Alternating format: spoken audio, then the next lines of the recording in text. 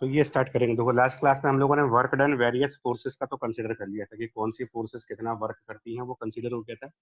अब आज का टॉपिक आपका है पोटेंशियल एनर्जी, जिसके अंदर आपको पढ़ना है conservation of energy, conservative non conservative forces और चेंज ऑफ एनर्जी। तो पहले पोटेंशियल एनर्जी के बारे में थोड़ा सा डिस्कस करेंगे थ्योरेटिकल लेवल पर एंड देन न्यूमेरिकल लेवल पर। तो इसमें क्या कहा जा रहा है, जैसे कि आपको पहले तो पोटेंशियल एनर्जी का कंसेप्ट समझना होगा। मतलब डायरेक्टली फॉर्मूले पे जाने से पहले ना इसके कंसेप्ट को समझो क्या है। तो पोटेंशियल एनर्जी का कंसेप्ट अगर हम बिना फॉर्मूले के समझे कि इस फिगर में क्या कर रहे हैं, हम लोग एक मास को ऊपर की तरफ लिफ्ट कर रहे हैं। एफ ए डबल पी का मतलब अप्लाइड फोर्स। सिंपल सा लॉजिक, अगर किसी भी मास को आपको लिफ्ट करना है तो उसके लिए कुछ फोर्स अप्लाई करना पड़ेगा। So that is F A double P, that is force applied in order to lift this mass from ground to some height. तो इसके अंदर हम ये मान के चल रहे हैं कि जो ये ऑब्जेक्ट है ये किसी वाई ए हाइट पर है। इनिशियली इसकी हाइट वाई ए है ग्राउंड से, और उस पर कुछ फोर्स अप्लाई किया हम लोगों ने, और फोर्स अप्लाई करके इस ऑब्जेक्ट की हाइट को इनिशियल हाइट वाई ए से चेंज करके फाइनल हाइट वाई बी तक लेके गए। सो ऑब्जेक्ट को from the height of Y A lift करना है up to the height of Y B. So ये डेल्टा आर हमारा डिस्प्लेसमेंट हुआ, जो basically Y B minus Y A के बराबर होगा। और जो हम फोर्स अप्लाई करेंगे वो बट ऑब्वियस है ऊपर की तरफ अप्लाई करेंगे, अदरवाइज बॉडी लिफ्ट नहीं कर पाएंगे हम ऊपर की तरफ। तो इस पूरे प्रोसेस में अगर मुझसे कहा जाए कि इस अप्लाइड फोर्स ने क्या वर्क किया है, इस पूरे प्रोसेस में अगर पूछा जाए कि जो हमने फोर्स अप्लाई किया है इस बॉडी को लिफ्ट करने में, उसने कितना वर्क किया, और मैं इस प्रोसेस में ये मान के चल रहा हूँ कि बॉडी को हम बहुत ही स्लोली लिफ्ट करने वाले हैं, मतलब ऑलमोस्ट जीरो वेलोसिटी पर लिफ्ट कर रहे हैं, ये एज्यूम करके चल रहे हैं यहाँ पर। तो ये मतलब आप देखोगे यहाँ पर भी लिखा है we do some work, we do some work on the system by lifting the particle slowly. तो स्लोली वर्ड का सिग्निफिकेंस है यहाँ पर बेसिकली कि अगर आप एक बॉडी को स्लोली लिफ्ट कर रहे हो, इसका मतलब एक तरीके से आप कह सकते हो कि वो किसी भी इंस्टेंट पर उसकी वेलोसिटी लगभग जीरो होगी, यानी कि एक्सेलरेशन लगभग जीरो होगा स्लो लिफ्ट करने के प्रोसेस में। तो अगर जीरो एक्सेलरेशन से इस बॉडी को लिफ्ट कर रहे हैं, इसका मतलब जो फोर्स हम लोग अप्लाई कर रहे हैं, फोर्स अप्लाइड ऊपर की तरफ और जो ग्रेविटी नीचे की तरफ लग रहा है, इन दोनों को ऑलमोस्ट इक्वल होना पड़ेगा, लगभग इक्वल होगा, अदरवाइज बॉडी में कोई एक्सेलरेशन आ जाएगी।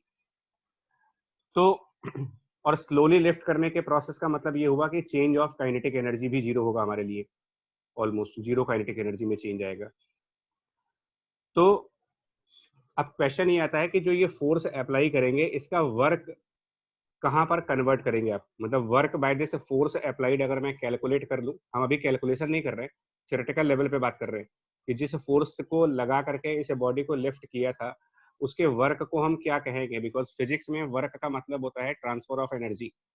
सीधा सा लॉजिक, वर्क मैथमेटिकली आप क्या निकालते हो वो एक अलग कंसेप्ट है, बट वर्क का मतलब basically transfer of energy to the system. तो यहाँ पर कौन सा सिस्टम की बात करोगे और कौन से एनर्जी की बात करोगे। तो जब स्लोली लिफ्ट किया है तो चेंज ऑफ काइनेटिक एनर्जी होगा नहीं इसके अंदर। ये बड़ी ऑब्वियस सी बात है कि अगर आप एक मास को लिफ्ट करते हो तो वहां पर कोई टेम्परेचर राइज नहीं करता है, दैट मीन्स कि कोई चेंज ऑफ हीट एनर्जी नहीं आएगा, कोई थर्मल एनर्जी में चेंज नहीं आने वाला। ये भी ऑब्वियस है कि एक बॉडी को लिफ्ट करने पे कोई साउंड जनरेट नहीं होती, तो change in the sound energy zero आएगी।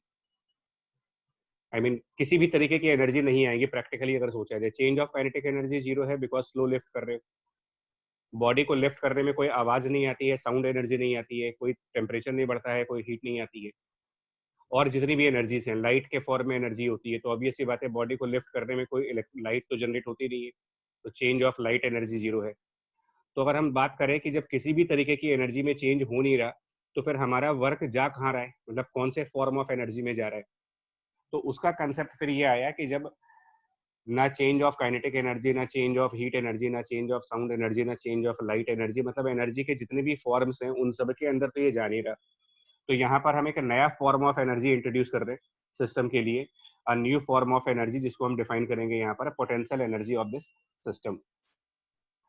पहला कंसेप्ट कि मतलब पोटेंशियल एनर्जी कहाँ से क्रिएट हुआ है, कहाँ से लोगों के माइंड में ये आया है कि पोटेंशियल एनर्जी नाम की भी कोई चीज होनी चाहिए। तो फिजिक्स में ऐसी कई सारी सिचुएशंस है जिसमें जब आप वर्क करते हो तो ना काइनेटिक एनर्जी बदलेगा, ना हीट एनर्जी बदलेगा, ना पोटेंशियल, ना साउंड एनर्जी, ना लाइट एनर्जी, किसी भी फॉर्म के एनर्जी में कोई चेंज नहीं आ रहा। तो साइंटिस्टों को ये लगा कि यार इसका मतलब एनर्जी का कुछ और फॉर्म भी होना चाहिए, तो उन्होंने एक new form of energy introduce किया as a potential energy form of system. ये तो हुआ कि पोटेंशियल एनर्जी की हिस्ट्री क्या है, कहाँ से वो डेवलप किया गया है। ठीक है, सो इस पैराग्राफ को आप देख सकते हो कि यहाँ पर क्या पोटेंशियल एनर्जी है। We call the energy storage mechanism before वो रिलीज द पार्टिकल। अच्छा, पोटेंशियल नाम क्यों दिया वो भी बता दें आपको, पोटेंशियल नाम क्यों पड़ रहा है इसका। जब आप इस मास को लिफ्ट करोगे यहाँ पर, तो नेचुरल सी बात है, हमने वर्क तो किया, हमने वर्क इसलिए किया है कि बॉडी का डिस्प्लेसमेंट भी ऊपर की तरफ हो रहा है, हम लोग फोर्स भी ऊपर की तरफ लगा रहे हैं। सो हमने कोई वर्क किया है, हमने कोई वर्क किया मतलब हमने सिस्टम के अंदर एनर्जी दी है। बट हमने जो सिस्टम के अंदर एनर्जी दी, वो एनर्जी कहाँ पर चली गई? आंसर है in form of a potential. Potential word क्यों कह रहे हो आप? क्योंकि अगर आप इस मास को लिफ्ट करोगे, लिफ्ट करने के बाद अगर इस मास को हम छोड़ देते हैं यहाँ से, अगर इस मास को यहाँ से ड्रॉप कर देंगे, तो ये रेस्ट से वापस मोशन में चला जाएगा, from rest to the motion. तो यहीं पर एक स्टेटमेंट है जो क्या कह रहे हैं, while the while the particle was at the highest point, the energy of system had the potential to become kinetic energy, but did not do so until the particle was allowed to fall। इस line को समझो आप, इस energy को potential energy क्यों कह रहे हो आप? हाइट पर ले जाने के बाद बॉडी के अंदर कोई एनर्जी है, और वो एनर्जी बॉडी को ड्रॉप करने के बाद काइनेटिक एनर्जी में कन्वर्ट हो सकती है, यानी उस एनर्जी में पोटेंशियल है काइनेटिक एनर्जी में कन्वर्ट होने का कैपेबिलिटी है। इस वजह से इसको नाम दे दिया है आपने पोटेंशियल एनर्जी का। तो ये तो थियोरेटिकल लेवल पे बात हुई कि पोटेंशियल वर्ड कहाँ से निकल के आया, पोटेंशियल एनर्जी वर्ड कहाँ से निकल के आया, और क्यों हम इसको पोटेंशियल एनर्जी का नाम देते हैं। अब इसको कैलकुलेट करने के लिए क्या करोगे, देखो, तो कैलकुलेट करने के लिए आप यहाँ पे देखो, डिराइव करना है एक्सप्रेशन यहाँ पर पोटेंशियल एनर्जी का। तो सबसे पहले आप ग्रेविटेशनल पोटेंशियल एनर्जी की बात करोगे, इसको डिराइव कैसे करोगे? तो सेम प्रोसेस है, जब इस बॉडी को आप लिफ्ट करोगे यहाँ तक, तो हम लोगों ने जो वर्क किया होगा, आप ध्यान से देखो, work is equal to force multiplied by displacement. तो हम लोग जो फोर्स अप्लाई कर रहे हैं वो एग्जैक्टली mg के बराबर होगा। क्यों होगा mg के बराबर, वो मैंने पीछे बता दिया है आपको। आप इस बॉडी को बिना किसी एक्सेलरेशन के ऊपर लेके जा रहे हो, तो दैट मीन्स हम लोग जो फोर्स अप्लाई करेंगे वो न्यूमेरिकली mg के बराबर होगा, बट डायरेक्शन में mg के अपोजिट होगा। तो हम लोग mg का फोर्स लगा रहे हैं और बॉडी का डिस्प्लेसमेंट डेल्टा आर ऊपर की तरफ हो रहा है। तो work done force dot displacement F dot delta R, इसके थ्रू निकालोगे तो ये mg multiplied by the displacement, यानी ये जो चेंज इन हाइट मिलेगा आपको, यानी Y B minus Y A. तो W equal to M G into Y B minus Y A. ये वर्क किसकी वजह से हो रहा है, मैं फिर से क्लियर कर दूं। ये जो वर्क आप निकाल रहे हो ना, M G into Y B minus Y A, this is the work by the force applied. जो कोई पर्सन अप्लाई कर रहा होगा या कोई भी मशीनरी के थ्रू अप्लाई कर रहे होंगे, तो जो अप्लाइड फोर्स है उसका वर्क डन। फिजिक्स में एक और बात आपको समझा दें कि फिजिक्स हमेशा एक बात कहती है, आप इसको जरा समझना, जनरलाइज है ये। फिजिक्स में हमेशा आपसे ये कहा जाएगा कि जब भी कभी आप वर्क डन करेंगे किसी भी सिस्टम के ऊपर, work done on any system, तो it should always be equal to change of energy of system. Statement पे ध्यान से सुनना, work done on any system को मैं बोल रहा हूँ change of the energy of the system. अब एक सिस्टम में कितने फॉर्म की एनर्जी हो सकती है, एनर्जी ऑफ सिस्टम कितने फॉर्म में जा सकती है? तो energy of system can be in multiple forms, it can be in the kinetic form, it can be in the thermal form, it can be in the it can be in the sound form, it can be in the light form. ये generalise discussion कर रहा हूँ आपको बड़े बड़े advance numericals की तरफ जाने के लिए। किसी टफ न्यूमेरिकल की तरफ जाओगे एडवांस लेवल के न्यूमेरिकल्स में, तो ये कंसेप्ट समझना जरूरी है कि जब कभी भी आप कहते हो कि we are doing a work on the system, इसका मतलब आप सिस्टम की एनर्जी को बढ़ा रहे हो। हम लोग क्या समझते हैं कि सिस्टम के अंदर सिर्फ दो ही एनर्जी होती है, काइनेटिक और पोटेंशियल, जबकि इन जनरल स्टेटमेंट ये है, in general, that work done on any system is change of energy of the system, which can be in the kinetic form, thermal form, wave form यानी कि sound form, light form, और it can be in the form of potential also. तो ये different forms of energies हैं। तो जो भी आप वर्क करेंगे वो इनमें से किसी न किसी फॉर्म में कन्वर्ट होगा, यानी कि हो सकता है हमारा वर्क काइनेटिक एनर्जी में कन्वर्ट हो जाए, हमारा वर्क थर्मल एनर्जी में कन्वर्ट हो जाए, हमारा वर्क साउंड में कन्वर्ट हो जाए, हमारा वर्क लाइट में। इस कंसेप्ट को इसलिए समझना जरूरी है कि जब आप हीट एंड थर्मोडायनेमिक्स चैप्टर में जाते हो ना, तो थोड़ी सी प्रॉब्लम स्टार्ट हो जाती है, क्योंकि वहां पर थर्मल एनर्जीज इन्वॉल्व हो जाती है, काइनेटिक एनर्जी भी इन्वॉल्व होती है, पिस्टन मूव करते हैं वहां पर, काइनेटिक एनर्जी इन्वॉल्व होती है। इस प्रेजेंट चैप्टर में मतलब ये तो मैंने जनरल डिस्कशन किया है, कंसिडरिंग कि फ्यूचर में भी हमको चैप्टर्स पढ़ने हैं आगे, आगे भी आपको साउंड का चैप्टर पढ़ना है, लाइट का चैप्टर पढ़ना है, तो आप इस स्टेटमेंट को ध्यान रखना। Work done on any system is the change of energy. तो इन जनरल मैं क्या कहूंगा कि जो मैंने वर्क किया है, मतलब वर्क डन, जो फोर्स अप्लाई किया था उसका work done by F applied, उसको आप इन जनरल स्टेटमेंट लिखोगे तो ये लिखोगे that is change of the kinetic energy, change of kinetic energy plus change of thermal energy plus change of sound energy, यानी कि वेव एनर्जी कह सकते हो आप उसमें, plus change of potential energy. But block को लिफ्ट करने के प्रोसेस में प्रैक्टिकली अगर आप समझोगे तो नेचुरल सी बात है, स्लो लिफ्टिंग की वजह से change of kinetic energy zero है, कोई टेम्परेचर राइज नहीं हो रहा तो change of heat energy zero है, कोई साउंड या लाइट जनरेट नहीं हो रही है तो change of wave energy zero है इस पर्टिकुलर एग्जांपल में। तो यहाँ पर हमने क्या कह दिया कि जो वर्क हमने किया है वो simply change of potential energy के बराबर होना चाहिए। तो यानी कि जो आपने ये वर्क किया है M G into Y B minus M G into Y A, इस बेसिस पर आप कह रहे हो कि that work done which is M G Y of B, मतलब final height, minus M G into Y initial height, और ये चीज हम कह रहे हैं कि ये चेंज ऑफ पोटेंशियल एनर्जी होगा, यानी कि this should be potential energy at the point B and minus potential energy of point A. ये बेसिकली ये कह रहे हैं। तो ये जो पहला वाला टर्म है M G into Y B, ये पोटेंशियल एनर्जी बी पॉइंट के करस्पॉन्डिंग हो गया, और M G into Y A को कह सकते हो potential energy at A point. मैं बच्चा फिर से रिपीट करूंगा यहाँ पर स्टेटमेंट को, क्योंकि न्यूमेरिकल करना एक सेकंड अलग पार्ट होता है और फिजिक्स में थ्योरी पढ़ना एक अलग बात होता है। थ्योरी एंड बेसिक्स एक सेपरेट चीज है। आप एचसीवी के जब ऑब्जेक्टिव क्वेश्चंस लगाएंगे तो इस टाइप के क्वेश्चंस हैं, उसमें 3-4 क्वेश्चंस की एक सीरीज है। उनमें इन्होंने यही पूछा है कि the work done on any system is equal to, statement है सुनना, the work done on any system is equal to, उसके ऑप्शंस हैं change of kinetic energy, change of mechanical energy, change of the energy, और fourth कोई और option है। तो अगर मुझे ऑब्जेक्टिव क्वेश्चंस में इसको टिक करना होगा कि change work done on any system is equal to, तो हम क्या कहेंगे, is it equal to change of kinetic energy, या फिर is it equal to change of potential energy, या is it equal to change of all the kind of energies involve in the system. सही statement क्या लिखना चाहिए आपको? तो all the kinds of all the energy. kinds of energy. Right, all the kinds of energy. हाँ जी, ये ध्यान रखना है आपको, क्योंकि क्या होता है कि जो ये वाला चैप्टर आप पढ़ोगे ना, ये तो मैकेनिक्स पढ़ रहे हो आप, तो मैकेनिक्स में कोई हीट नहीं आनी है बट थर्मोडायनेमिक्स में आनी है। और इसी वजह से क्या होता है कि यहाँ पर कुछ गलत कंसेप्ट अगर समझ लिया तो थर्मोडायनेमिक्स को समझने में प्रॉब्लम होने लगती है फिर आगे चल के हमें। जब हम ऑसिलेशन एंड वेव वाला चैप्टर पढ़ते हैं तो हमें दिक्कत होती है, क्योंकि हमारा कंसेप्ट तो यहीं पर खराब हो चुका है। क्योंकि हमारे माइंड में, एक सेकेंड,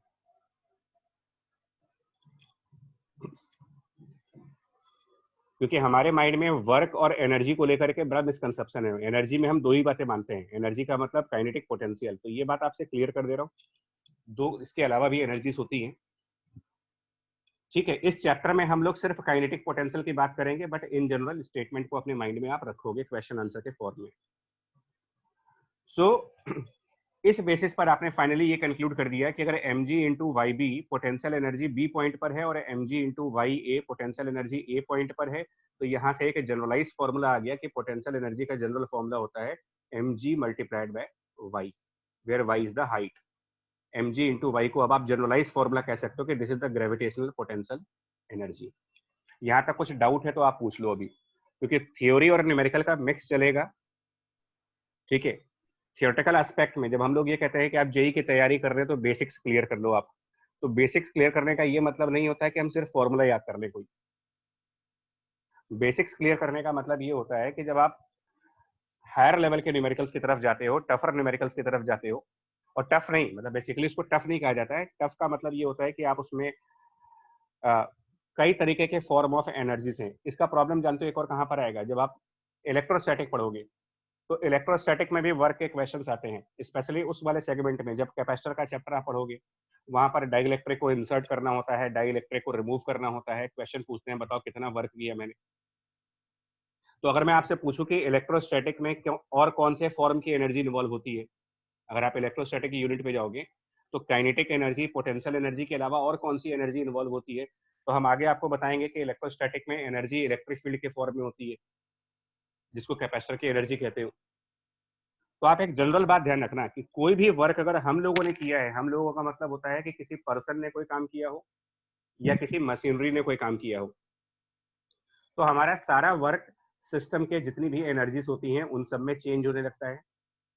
न्यूमेरिकल्स में हो सकता है कि heat energy, sound energy, light energy को आप नेग्लेक्ट कर रहे हो, इस वजह से चेंज ऑफ एनर्जी की जगह पर हम सिर्फ चेंज ऑफ काइनेटिक एनर्जी लेते हैं और चेंज ऑफ पोटेंशियल एनर्जी लेते हैं। और यहाँ पर चेंज ऑफ काइनेटिक एनर्जी भी जीरो ले रहे हो क्योंकि बॉडी को स्लोली लिफ्ट करने की बात हो रही है। यानी अगर कहीं पर बॉडी एक्सेलरेट करके जा रही होगी तो हमने जो काम किया होगा वो हमारा काम चेंज ऑफ काइनेटिक एनर्जी में भी जाएगा और चेंज ऑफ पोटेंशियल एनर्जी में भी जाएगा। यानी अगर मैं आपसे एक क्वेश्चन और पूछूं कि आप बताओ work done by the external system, work done externally मतलब बाहर से अगर हमने कोई काम किया, ठीक है, ऑन ए सिस्टम, तो ये किसके बराबर होना चाहिए? अगर मैं आपको ऑप्शंस दूं, work done external on a system should be equal to what? Number one, it should be equal to change of kinetic energy, और it should be equal to change of potential energy, और it should be equal to change of kinetic energy plus change of potential energy, और D it should be equal to change of energy in all forms.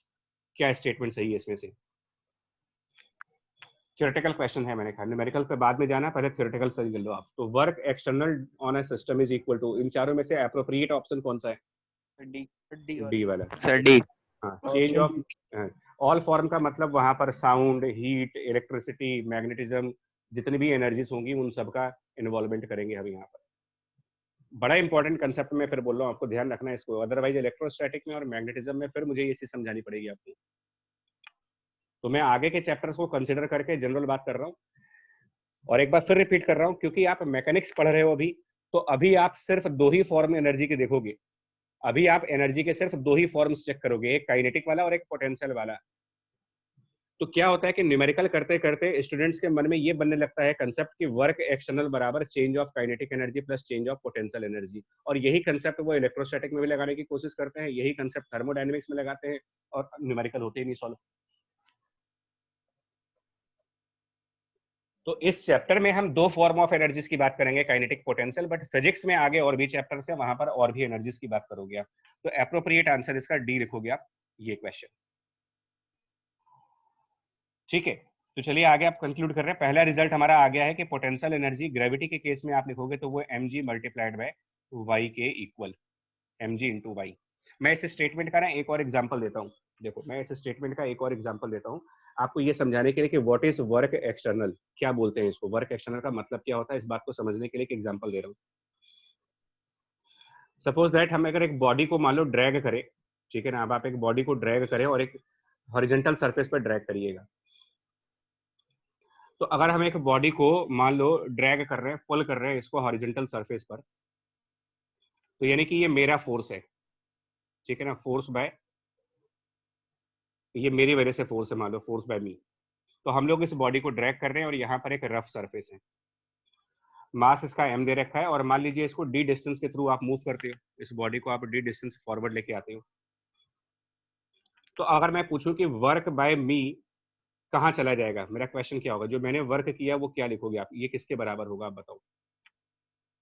कौन सा form of energy जाएगा यहाँ पर? जब मैं इसको खींचूंगा तो work by me equal to which form of energy? Change of energy जब लिखेंगे तो क्या लिखेंगे इसको?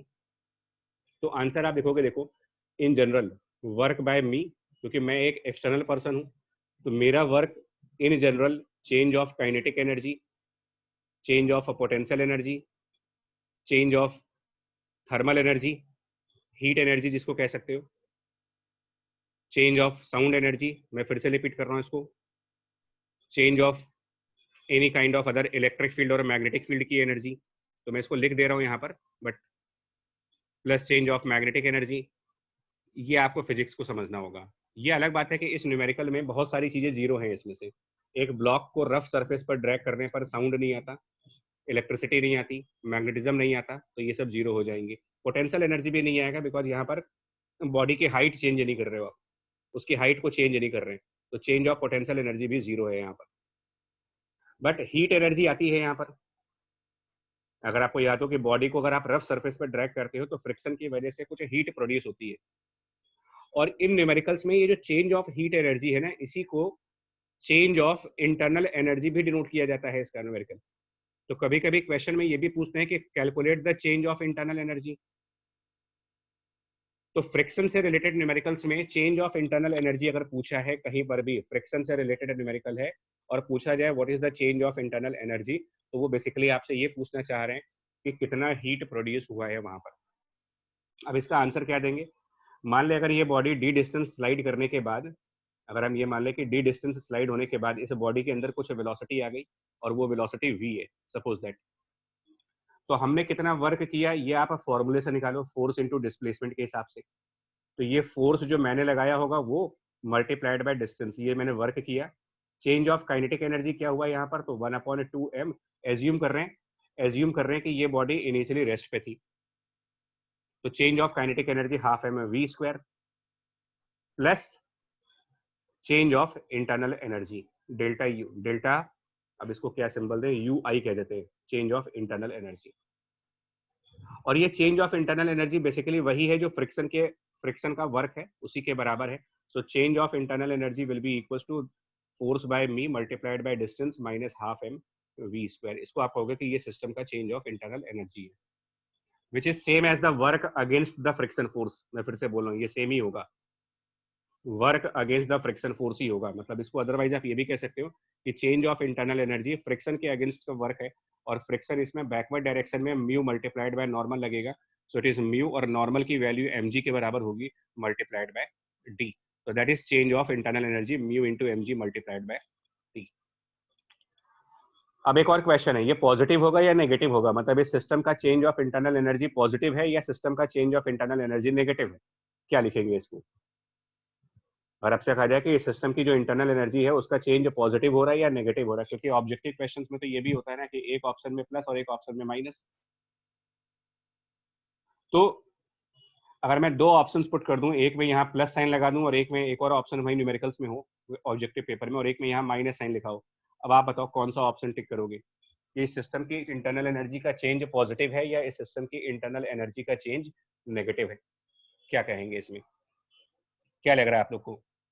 तो नेगेटिव। नेगेटिव मतलब इसका मतलब सिस्टम की इंटरनल एनर्जी डिक्रीज हुई है। ये नेगेटिव कहने का मतलब होता है कि सिस्टम की इंटरनल एनर्जी डिक्रीज हो रही है, और पॉजिटिव कहने का मतलब सिस्टम की इंटरनल एनर्जी इंक्रीज हो रही है। तो मैं इसी स्टेटमेंट को यहाँ पर समझाना चाह रहा हूँ आपको। देखो मैं इसी स्टेटमेंट को, पहली बात बताओ यहाँ पर सिस्टम है क्या? अब लोग बार बार कहते हो कि सिस्टम, तो पहली बात तो ये बताइए सिस्टम क्या है यहाँ पर, किसको सिस्टम कह रहे हैं हम लोग? तो नंबर वन, पहले तो आपको ये समझा देते हैं कि what is system in this numerical. तो सिस्टम इज मास m। नहीं, सिस्टम में तो कम से कम दो पार्टिकल होंगे ना। सिस्टम मास प्लस फ्लोर, जिस पर आप हाँ, तो ब्लॉक प्लस सरफेस।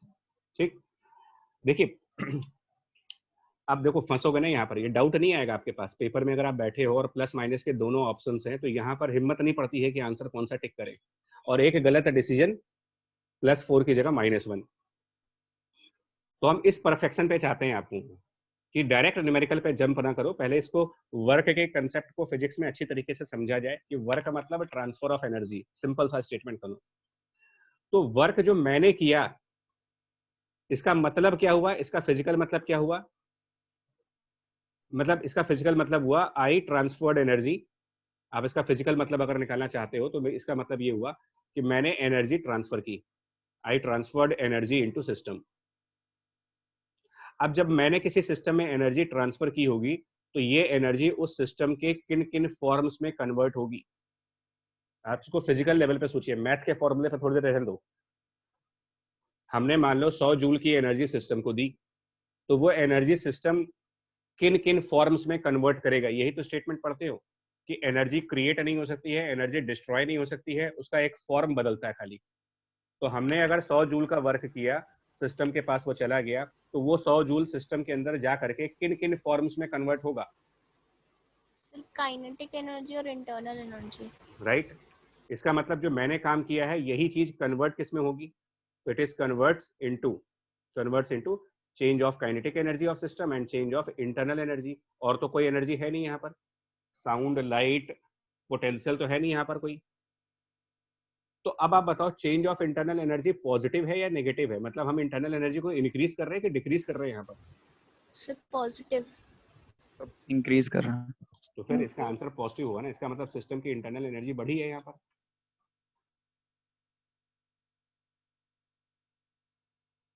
ये सुनने में थोड़ा अजीब लगेगा आपको स्टेटमेंट। सिस्टम की इंटरनल एनर्जी आपने बढ़ाई, लेकिन वो जो सिस्टम की इंटरनल एनर्जी बढ़ाई वो एक्चुअल में डिसिपेट हो जाती है हीट के फॉर्म में, मतलब वो हमको कहीं दिखती नहीं है, वो फ्रूटफुल नहीं होती है।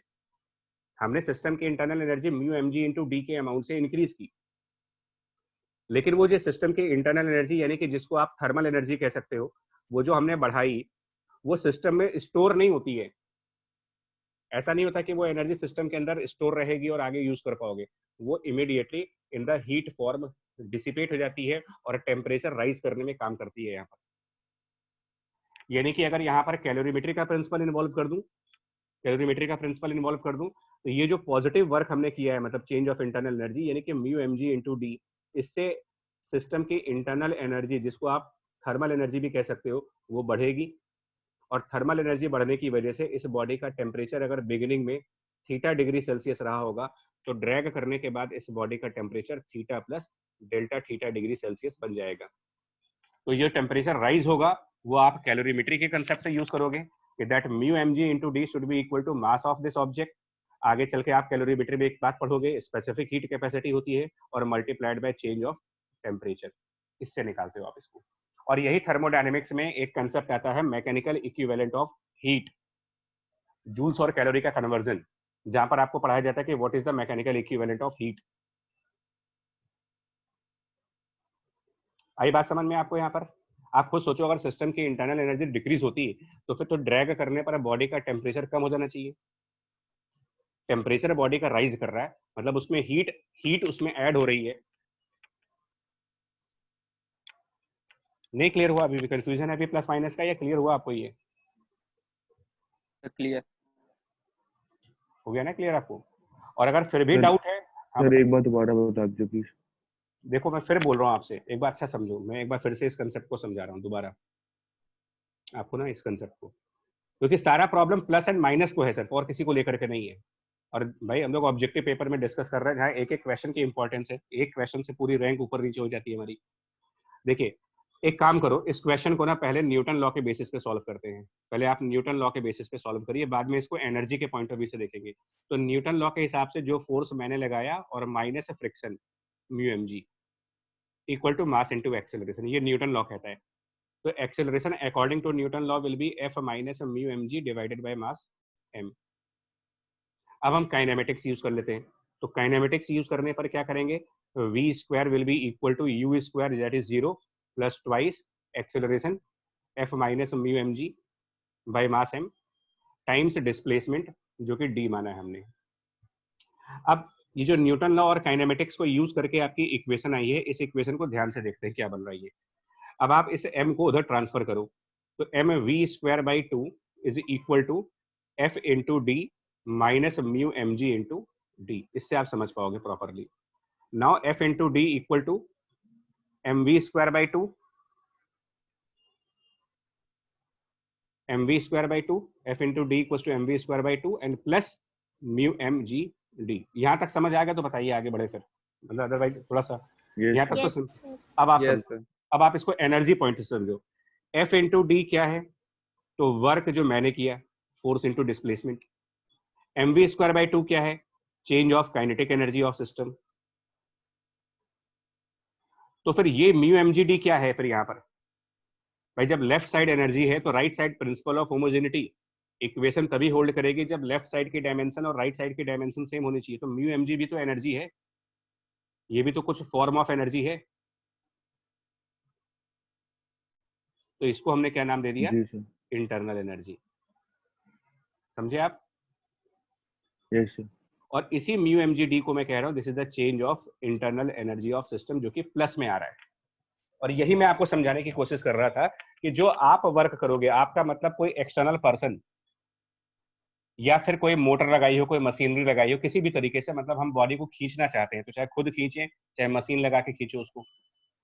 तो जो हमने वर्क किया वो कहाँ कहाँ गया, उसमें से कुछ पार्ट सिस्टम के काइनेटिक एनर्जी को इंक्रीज करने में चला गया, कुछ पार्ट सिस्टम की इंटरनल एनर्जी में चला गया। अब मैं आपसे क्या कह रहा हूं कि ये जो इंटरनल एनर्जी है यही चीज एज थर्मल एनर्जी कन्वर्ट होती है फ्रिक्शन के केसेस में, इसी को आप एज अ थर्मल एनर्जी भी कहते हो। और जब ये एज अ थर्मल एनर्जी होगी तो इसकी वजह से बॉडी का टेम्परेचर राइज कर जाता है। उसके लिए हम लोगों ने कैलोरीमेट्री का प्रिंसिपल यूज किया कि अगर किसी भी एनर्जी की वजह से किसी बॉडी का टेम्परेचर राइज करता है तो कैलोरीमेट्री का एक फॉर्मूला होता है जिसमें ये कहा जाता है कि thermal energy is equals to mass multiplied by specific heat capacity multiplied by the change of temperature. और यही प्रिंसिपल हम लोगों ने ऊपर यहाँ पर यूज किया है। अभी भी डाउट है तो बताइए। सर आगे।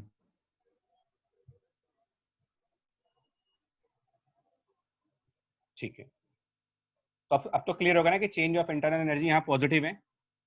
Yes sir. Yes sir. और वो थर्मल एनर्जी के फॉर्म में है। और मैं यही स्टेटमेंट यहाँ पर भी आपको समझाने की कोशिश कर रहा था कि आप इन जनरल ध्यान रखिएगा, जो भी वर्क हम लोग करेंगे, मतलब ह्यूमन बीइंग, हम लोग जो भी वर्क करते हैं किसी सिस्टम पर, वो सिस्टम के अलग अलग फॉर्म ऑफ एनर्जी में डिवाइड हो जाता है। थोड़ा सा काइनेटिक, थोड़ा सा पोटेंशियल, थोड़ा सा हीट, थोड़ा सा साउंड, थोड़ा सा लाइट, थोड़ा सा इलेक्ट्रिक फील्ड, थोड़ा सा मैग्नेटिक फील्ड। इसमें से कई क्वेश्चंस में बहुत सारी एनर्जीज को हम जीरो मान लेते हैं, तो हम सिर्फ काइनेटिक और पोटेंशियल पे अपना डिस्कशन कर रहे होते हैं।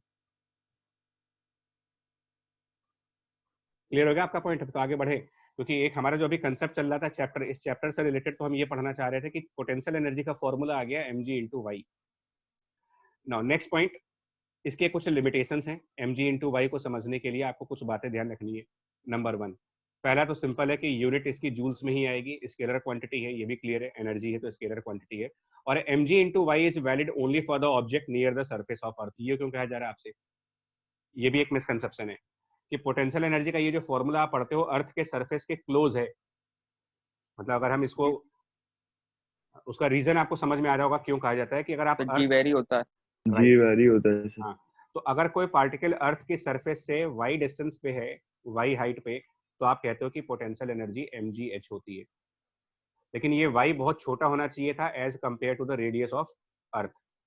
वहीं पर आगे आप ग्रेविटेशन चैप्टर जब पढ़ोगे तो यही मास अगर ज्यादा डिस्टेंस पे हो, मतलब ये h बहुत ज्यादा डिस्टेंस हो अगर, तो आप यहीं पर पोटेंशियल एनर्जी का एक दूसरा फॉर्मूला पढ़ते हो, minus G capital M mass of earth into mass of particle divided by centre of earth से उस पार्टिकल का डिस्टेंस, यानी कि radius of earth plus h। अब आप ग्रेविटेशन चैप्टर में ये फॉर्मूला पढ़ते हो, तो लोगों को ये लगता है कि क्या ये दो अलग अलग फॉर्मूले हैं क्या? लो हाइट पर, कम हाइट पर हम पोटेंशियल एनर्जी का फॉर्मूला आपको कह रहे हैं कि mgh है, और ज्यादा हाइट पर हम पोटेंशियल एनर्जी का फॉर्मूला कुछ और कह रहे हैं। तो क्या हम लोग कंट्राडिक्ट हो रहे हैं अपनी बातों से? नहीं सर। नहीं सर। नहीं। सर केवल जी की वैल्यू बदल जाएगी, बाकी फॉर्मूला वही रहेगा। हाँ, तो इसका मतलब कि अगर आप सैटेलाइट्स के और प्लेनेट के क्वेश्चंस करोगे, सैटेलाइट केपलर लॉ वाले, तो क्या वहां भी पोटेंशियल एनर्जी mgh यूज करोगे या वहां पर minus G m1 m2 by r use करोगे? सर माइनस जी हाँ, m1 हाँ, m2 का। राइट, यही कंसेप्ट है। फिर यहाँ पर मैं इसलिए कैन क्लियर बी हम फ्यूचर की बात कर रहा हूँ हम, आपका तो जी आगे के चैप्टर्स को ध्यान में रख करके हम अपना कंसेप्ट बना रहे हैं यार, कि पता चला यहाँ पर mgh लगाते लगाते हमको इतनी आदत पड़ गई कि ग्रेविटेशन में भी आप mgh लगा रहे हो। अब वो गलत है।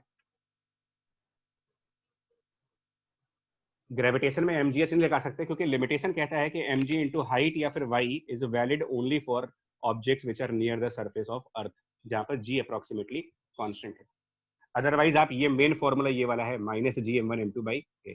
लेकिन एक और प्रॉब्लम आ रहा है, एक फॉर्मूले से माइनस है, एक फॉर्मूले से प्लस है, ये क्या बात हुई यार? ठीक है, सर शायद एक से एब्सोल्यूट बता रहा है और एक से चेंज डिनोट कर रहा है। ना ना ना बाइंडेड है। नहीं, बाइंडिंग वाइंडिंग का चक्कर नहीं। सुनिए तो मेरी बात सुनिए, ये भी समझना पड़ेगा ये कौन सा कहानी चल रहा है यार कि कम हाइट पर पोटेंशियल एनर्जी का एक्सप्रेशन पॉजिटिव आ रहा है और ज्यादा हाइट पर पोटेंशियल एनर्जी का एक्सप्रेशन माइनस में क्यों आ रहा है? एक तो एक्सप्रेशन में चेंज, फॉर्मूला अलग अलग, ऊपर से फॉर्मूले का साइन भी अलग। तो ये क्या मतलब कुछ मजाक चल रहा है? हम लोग अपनी ही बातों को कंट्राडिक्ट कर रहे हैं या फिर इसके पीछे की थ्योरी अलग है कोई? तो थ्योरी अलग है। थ्योरी अलग क्या है देखिए सर, उसको रेफरेंस में लेते हैं। राइट। पोटेंशियल एनर्जी एक्चुअल में एब्सोल्युटली डिफाइन नहीं है। पहले तो आपको ये बता दें, पोटेंशियल एनर्जी की अगर आप एब्सोल्यूट डेफिनेशन की बात करोगे कि what is the potential energy absolute value, तो ये अनडिफाइंड कहा जाता है, ये कभी भी आप डिफाइन कर ही नहीं सकते, है ही नहीं, डिफाइंड नहीं, फिजिक्स में ये डिफाइंड नहीं है। पोटेंशियल एनर्जी हमेशा किसी न किसी पॉइंट के रिलेटिव में बताई जाती है, किसी के रेफरेंस में बताई जाती है, और ये हमारा फोर्थ रेड कलर वाला पॉइंट है कि you must choose a reference configuration for which the gravitational potential energy is set equal to some reference value। इस लाइन को समझो क्या है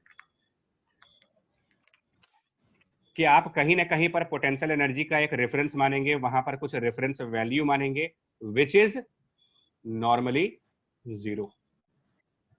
अब इस बात को समझो क्या है, और आगे क्या कह रहे हैं आपसे, The choice of reference configuration is completely arbitrary because the important quantity is the difference in potential energy।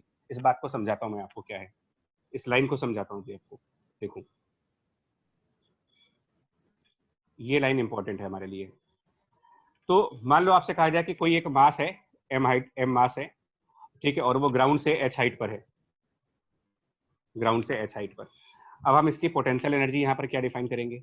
Potential energy अगर आपसे पूछा जाए कि यहाँ पर क्या होगा, तो सबसे पहले क्या कह रहे हैं, न्यूमेरिकल्स करते वक्त सबसे पहले आप एक रेफरेंस कॉन्फ़िगरेशन मानेंगे, मतलब आप एक रेफरेंस बताइए और वहां पर सम रेफरेंस वैल्यू।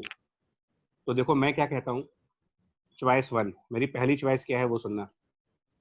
चॉइस 1 मेरी ये है कि मैं रेफरेंस एट ग्राउंड लूंगा, this is my first choice. और उसके अलावा क्या कह रहे हैं आपसे, दो बातें, एक तो आप रेफरेंस सेट करो और वहां पर some reference value which is normally 0 but not essentially 0। तो मुझे एक रेफरेंस चाहिए, तो रेफरेंस हुआ ग्राउंड, और वहां पर रेफरेंस वैल्यू क्या चूज करूंगा मैं, मतलब वहां पर पोटेंशियल एनर्जी को मैं क्या मानता हूं, तो सपोज दैट मैं 0 मान लेता हूं। तो जब आप ये दोनों बातें करोगे तब आप कहोगे पोटेंशियल एनर्जी की वैल्यू यहां पर प्लस mgh होगी। बट क्योंकि ये चॉइस आर्बिट्री है, तो मेरी चॉइस में और आपकी चॉइस में डिफरेंस आ सकता है। इसी ऑब्जेक्ट के लिए अगर आप h हाइट पर हो, मान लो सेम ऑब्जेक्ट के लिए, और किसी ने सेकंड चॉइस ली, चॉइस नंबर 2 पे आते हैं आप, और चॉइस नंबर 2 में आपने कहा कि जो रेफरेंस है वो तो ग्राउंड है, रेफरेंस लेवल तो आपका ग्राउंड है, लेकिन रेफरेंस वैल्यू 0 नहीं है। हम रेफरेंस वैल्यू कोई भी मान सकते हैं, तो हमने अपनी तरफ से 10 मान लिया, कोई भी नंबर मान लो। तब हम क्या कहेंगे कि now the potential energy eight this point is 10 plus mgh, मतलब रेफरेंस से mgh ज्यादा हो आप, ठीक है। तीसरा केस, थर्ड केस, उसी मास m के लिए जो कि h हाइट पर है, ऐसा भी कोई जरूरी नहीं है कि आप रेफरेंस ग्राउंड पे ही ले, हमेशा कोई जरूरी नहीं है। तो मेरी तीसरी चॉइस बदल गई, चॉइस नंबर 3। अब मैंने रेफरेंस को किसी हाइट पे सेट किया है, रेफरेंस सपोज करो मैंने कहा कि at h dash above ground है, ये मेरे पास ये सब मुझे चूज करना है। तो मैंने कोई एक रैंडम सा पॉइंट लिया जो ग्राउंड से h डैश हाइट पर है, और मैंने कहा कि ये हमारा रेफरेंस है, कोई दिक्कत नहीं मेरे को, और वहां पर रेफरेंस वैल्यू चूज करो। तो रेफरेंस वैल्यू ये भी मेरी चॉइस है, मैं 0 मान लेता हूँ। तो अब मैं यहाँ पर पोटेंशियल एनर्जी क्या लिखूंगा, तो अब आप जब रेफरेंस आपने h डैश पर लिया है, तो आप ये देखो कि उस रेफरेंस से आपका पार्टिकल कितना ऊपर है, तो रेफरेंस से वो h माइनस h डैश ऊपर है, मल्टीप्लाइड बाय mg, ये इसका पोटेंशियल एनर्जी होगा। और एक और पॉइंट अगर बिल्कुल क्लैरिटी के साथ चलना चाहते हो, परफेक्ट क्लैरिटी के साथ, तो एक और पॉइंट को आप देख लो, चॉइस नंबर 4 लास्ट में एक और समझा देते हैं आपको, चॉइस नंबर 4 क्या कहता है। तो हम लोग क्या किया, हमने फिर से इसको उसी हाइट h पे लेके गए, वापस सेम हाइट h पे गए, हम लोगों ने चॉइस नंबर 4 में अपना रेफरेंस बदल दिया। अब लिखने की जगह नहीं है बच्चा, तो थोड़ा सा हम एडजस्ट करेंगे, इसमें कोशिश करते हैं थोड़ा सा स्पेस लाएं। तो चॉइस नंबर 4 में मैंने h डैश हाइट पर जाकर के रेफरेंस सेट किया, लेकिन रेफरेंस वैल्यू मैंने 0 नहीं मानी, मैंने रेफरेंस वैल्यू -5 मान ली, ये मेरी चॉइस है।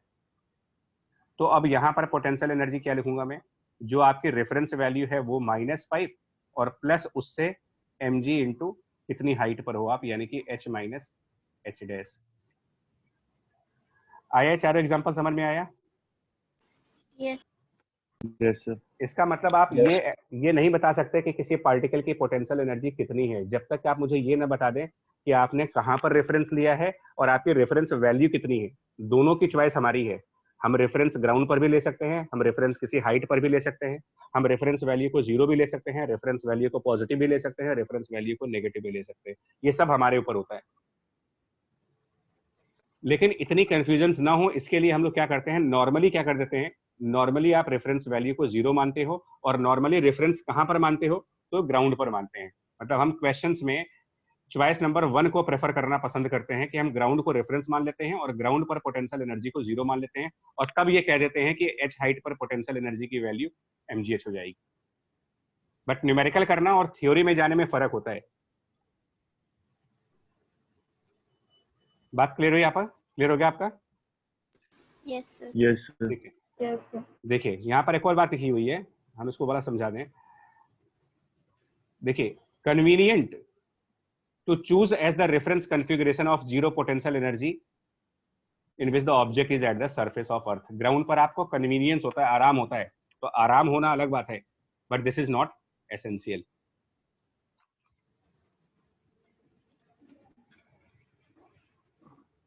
ठीक है जी।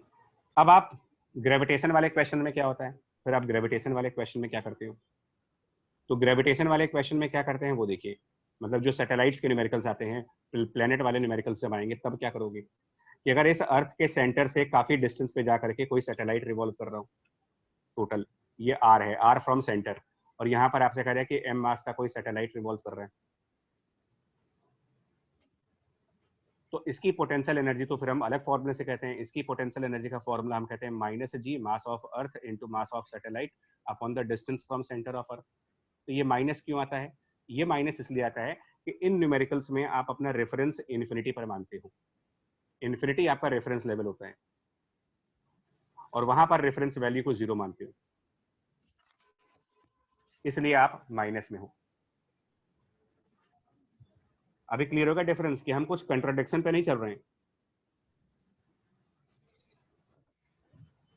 बोलिए। Yes, sir. Yes sir. Sir हाँ जी बताओ। सर अगर हम लोग अर्थ के सरफेस को रेफरेंस पॉइंट मानेंगे और उसकी पोटेंशियल मतलब वैल्यू 0 मान लेंगे सर, तो उसके रिस्पेक्ट में इंफिनिटी की पोटेंशियल एनर्जी कितनी होगी? देखिए, अगर हम ग्रेविटेशन का न्यूमेरिकल फॉलो कर रहे हैं, ग्रेविटेशन का न्यूमेरिकल, तो हम देखो कन्वीनियंस के लिए हम नॉर्मली इसको, मतलब this is what we do in numericals. ये तो मैं आपको ये बताऊं, न्यूमेरिकल्स में आप ये काम करते हो कि इन्फिनिटी पर 0 मानते हो। बट आपने कहा कि अगर हम ना माने तो क्या हो जाएगा? कोई दिक्कत नहीं है, आप कहीं 0 नहीं मानना चाहते हो वहां पर, कोई बात नहीं, उससे प्रॉब्लम बढ़ेगी बस, और कुछ नहीं होगा, थोड़ा सा डिस्टर्बेंस हम लोग को होगा, बट एनीवे चलेगा वो। तो वो डिस्टर्बेंस कैसे होगा? देखो, अगर आप यहाँ पर एम मास पर पोटेंशियल एनर्जी पूछना चाहते हो कि क्या फॉर्मूला बनेगा, अगर हम अपना रेफरेंस सरफेस पर मान ले, तो अगर हम इसको रेफरेंस मान ले और इसमें वैल्यू 0 मान ले। नहीं सर, सर मैं ये पूछ रहा हूँ कि अगर अर्थ के सरफेस की पोटेंशियल एनर्जी 0 मानी है सर, तब भी इंफिनिटी की 0 हो जाएगी? नहीं होगी ना यार, दो सर, जगह उस वाले 0, फॉर्मूले से दो जगह कैसे 0 हो? ये फॉर्मूला नहीं है, मैं ये तो समझा रहा हूँ तुम्हें, आप इसको गलत तरीके से देख रहे हो। -g(1m2/r) फॉर्मूला नहीं है। ये जानते हो क्या बताता है आपको? कि जो रेफरेंस आपका इन्फिनिटी है उसके रिलेटिवली यहाँ पर ये है। अच्छा, मैं आपको ऐसे समझा देता हूँ, देखो एक समझाता हूँ उसमें, रुको। आपको लगता है कुछ मेरे ख्याल से मिसकंसेप्ट, गलत तरीके से समझ रहे हो इसको। देखो, अगर मैं इन्फिनिटी को रेफरेंस मान लूं, लेकिन वहां पर वैल्यू मैं कुछ और मान लूं, 0 ना मानूं, मैं वहां पर वैल्यू मान लो 10 मान लेता हूं, तो अब पोटेंशियल एनर्जी क्या लिखोगे? आर डिस्टेंस पर क्या लिखोगे? आर डिस्टेंस पर पोटेंशियल एनर्जी का फॉर्मूला क्या लिखोगे? तो जितना आपका इन्फिनिटी पर है उसमें से इतना कम करिए। फॉर्मूला नहीं है ये आपसे कहता है कि gm(m)/r आप कम होगे, इतना अमाउंट आपका लेस होगा इन्फिनिटी वाले पोटेंशियल एनर्जी से, और इन्फिनिटी वाले को आप जो भी मानना चाहो मानो, 0 मानोगे तो 0 से आप इतना कम करके माइनस में आ जाओ। Yes sir. अभी क्लियर होगा कंसेप्ट के नहीं? जी सर। अर्थ को मान लीजिए, कोई दिक्कत नहीं है, तो रेफरेंस। लेकिन मैंने कहा ना कि फिर प्रॉब्लम्स क्या होने लगेंगी आपको, आप जो फॉर्मूले पहले से पढ़ चुके हो, मुझे उन सबको चेंज करना पड़ेगा, जितने भी फॉर्मूले हम लोग पढ़ चुके हैं। इस वजह से हम लोग ये कंसेप्ट नहीं यूज करते हैं और ये कह देते हैं कि सैटेलाइट और प्लेनेट के केसेस में इन्फिनिटी वाले को जीरो मान के चलेंगे, और मैकेनिक्स जब आप कर रहे होगे ये वाला क्वेश्चन जहां पर पार्टिकल्स की बात होती है तो हम ग्राउंड को जीरो मान के चलते हैं। और ये प्रॉब्लम देखो फिजिक्स में हमेशा आती है यार। इलेक्ट्रिसिटी में आप नॉर्मली कहते हो कि पोटेंशियल इन्फिनिटी पर जीरो होता है, लेकिन जब आप वहीं पर क्वेश्चंस करते हो, किसी कंडक्टर को ग्राउंड से अटैच कर देते हो, अर्थिंग कर देते हो, तो हम कहते हैं कि अर्थ पर जीरो होता है। तो ये तो हम सिचुएशन टू सिचुएशन अपने आराम के हिसाब से डिसाइड कर लेते हैं कि हम कहाँ पर किसको जीरो मानेंगे। तो इसको और कॉम्प्लिकेट नहीं करें, ज्यादा अच्छा होगा, हम लोग सबके लिए अच्छा होगा कि हम और इसको कॉम्प्लिकेट ना करें। और बस दो बातें क्लियर कर लो कि इस चैप्टर में जहां पर पार्टिकल्स की बात होगी आप ग्राउंड को जीरो मान लीजिए, और सैटेलाइट और प्लेनेट वाले न्यूमेरिकल्स में इन्फिनिटी को जीरो मान लें, कन्वीनियंट रहेगा। अदरवाइज फिर क्या होगा ना कि जो फॉर्मूले हमारी प्रैक्टिस में है वो फॉर्मूले रह जाएंगे, हमें नए नए फॉर्मूले बार बार डिराइव करने पड़ेंगे।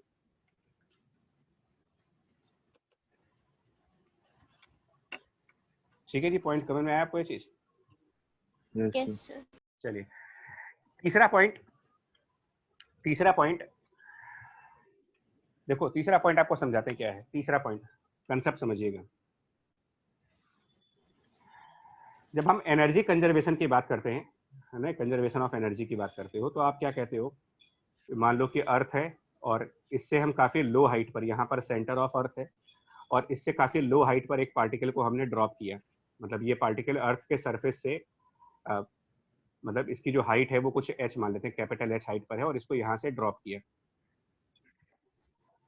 तो जब ये पार्टिकल नीचे की तरफ आएगा, जैसे जैसे ये पार्टिकल, और एयर रेजिस्टेंस को नेग्लेक्ट कर लो आप, एयर रेजिस्टेंस यहाँ पर जीरो है, तो एयर रेजिस्टेंस अगर हम जीरो मानते हैं तो हम क्या कहेंगे कि जब ये पार्टिकल ड्रॉप करेंगे तो ये पार्टिकल नीचे की तरफ फॉल करेगा, और जब ये फॉल करेगा तो मान लो कुछ टाइम के बाद ये अर्थ के सरफेस से स्मॉल h डिस्टेंस पर आ गया। मान लो पहले वो कैपिटल H डिस्टेंस पे था, अब वो स्मॉल h डिस्टेंस पे आ गया। तो हम इसमें ये क्या कहते हैं ना कि एनर्जी, मतलब कि पोटेंशियल एनर्जी रिड्यूस कर गई। यहाँ पर कितनी रिड्यूस कर गई? पोटेंशियल एनर्जी रिड्यूसेस बाय, तो हम कहेंगे पहले potential energy mg into capital H थी और बाद में potential energy md into small h है, तो इतनी पोटेंशियल एनर्जी रिड्यूस कर गई। और ये किसमें कन्वर्ट हो जाएगी? क्योंकि कन्वर्ट्स इनटू अगर पूछा जाए, रेजिस्टेंस नहीं है यहाँ पर कोई भी, तो यानी कोई, देखिए हाँ, रेजिस्टेंस न होने का मतलब कोई इंटरनल एनर्जी नहीं आएगी। और इंटरनल एनर्जी के अलावा और कौन कौन सी एनर्जी है? तो साउंड, लाइट, हीट, तो ये सब किसी बॉडी के फॉल करने में नहीं आते हैं। तो इसका मतलब ये एनर्जी कन्वर्ट हो जाएगी इनटू काइनेटिक एनर्जी। किसकी काइनेटिक एनर्जी में? तो बॉडी की, मतलब वो जो पार्टिकल फॉल कर रहा है, पार्टिकल जो फॉल कर रहा है, हाँ अभी बोला किसी ने, तो ये काइनेटिक एनर्जी, हाँ थ्योरी लेवल पे जाएंगे तो this is kinetic energy of particle plus kinetic energy of earth. ये थियोरेटिकल कंसेप्ट है। It will be converted into the kinetic energy of both particles. अब आपको अगर न्यूमेरिकल में, तो आज तक कभी हमने किया ही नहीं है काम, तो न्यूमेरिकल में आपने इसलिए नहीं किया है क्योंकि जो अर्थ है ना वो बहुत ही हैवियर ऑब्जेक्ट है और पार्टिकल बहुत ही लाइट ऑब्जेक्ट है, तो आप अर्थ के मोशन को नेग्लेक्ट करके चलते हो।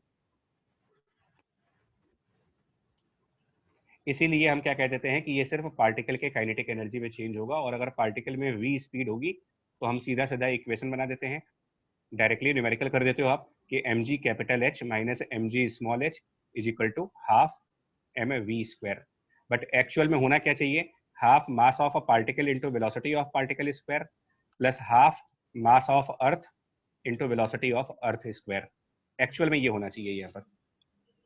बट अर्थ का मोशन आप कंसिडर नहीं करते हो क्योंकि आप अर्थ को बहुत हैवी मानते हो और पार्टिकल को बहुत लाइट मानते हो।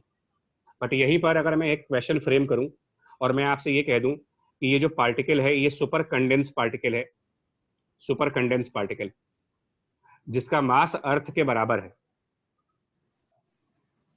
अब बताओ क्या लिखोगे? क्या अभी भी आप ये कहोगे कि अब आप क्या दोनों में इक्वली डिस्ट्रीब्यूट कर देंगे sir? Right. So clarity of concepts बहुत जरूरी है हमें क्वेश्चंस के लिए कि एक्चुअल इक्वेशन ये होती है, बट क्या होता है कि ये फैक्टर मेजॉरिटी ऑफ न्यूमेरिकल्स में नेग्लेक्ट कर दिया जाता है, नेग्लेक्टेड इन द न्यूमेरिकल्स, ये आप कर देते हो।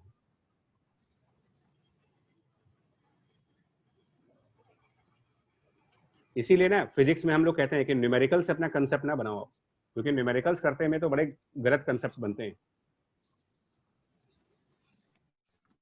इसको लेकर के ना कुछ क्विजेस हैं, आप इसका आंसर दो, आपको और क्लैरिटी आएगी। पहला, first, the gravitational potential energy of a system is always positive, always negative और कैन बी पॉजिटिव नेगेटिव। क्या आंसर देंगे आप? ये भी एक देखो, कैन बी नेगेटिव और can be positive negative. Can be positive negative. Right. और वो दोनों इंसान है, सैटेलाइट वाले में माइनस है और वैसे एमजीएच है, पीछे इसका प्रूफ है। यहाँ माइनस में पढ़ते हो और अर्थ के सरफेस के जब क्लोज आते हो तो प्लस में पढ़ते हो, तो कुछ भी हो सकता है, ये डिपेंड करता है सिचुएशन के ऊपर। Object, page 2, an object falls off a table to the floor, मतलब टेबल से कोई ऑब्जेक्ट फ्लोर पे गिरा। And now we wish to analyze the situation in terms of kinetic and potential energy. In discussing the kinetic energy of system, we must include the kinetic energy of both object and earth. Can ignore the kinetic energy of earth because it is not the part of system. Can ignore the kinetic energy of earth because the earth is so massive compared to the object. क्या answer होगा आपका? Option B. सी वाला sir. समझ में आया? आप इसको ignore करते हो। तीसरा, object falls off a table to the floor again, or potential energy of the system. Now we define the system as, इसमें system क्या है? So both earth and object. Sir, both earth and object. Both object and earth. ठीक, तो अब आपको potential energy का सारा concept clear हो गया थ्योरेटिकल लेवल पर, कि पोटेंशियल एनर्जी पार्टिकल की नहीं होती है। कई बार लोग कहते हैं कि it is the potential energy of particle, ये भी गलत है। पोटेंशियल एनर्जी पार्टिकल और अर्थ के सिस्टम की होगी, किसी एक की पोटेंशियल एनर्जी नहीं होती।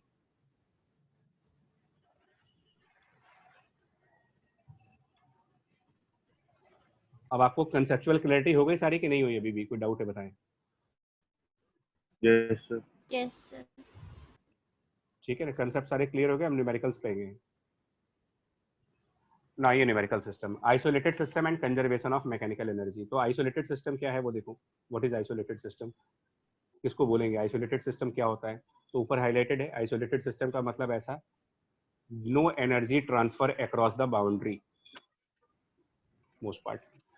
ऐसे में एनर्जी कंजर्व होगी। तो इसका एग्जांपल है, अगर ये पार्टिकल मान लो फॉल कर रहा है, ये पार्टिकल डाउनवर्ड फॉल करे, तो ये भी हमने पीछे हालांकि डिस्कस कर लिया आपसे, बट फिर भी बता दे रहे हैं। और एयर रेजिस्टेंस वगैरह ना हो तो इसके अंदर आप एनर्जी कंजर्व करके लिखोगे। जब ये पार्टिकल वाई बी हाइट पे होगा तो आप क्या कहोगे? एनर्जी ऑफ सिस्टम क्या है यहाँ पर?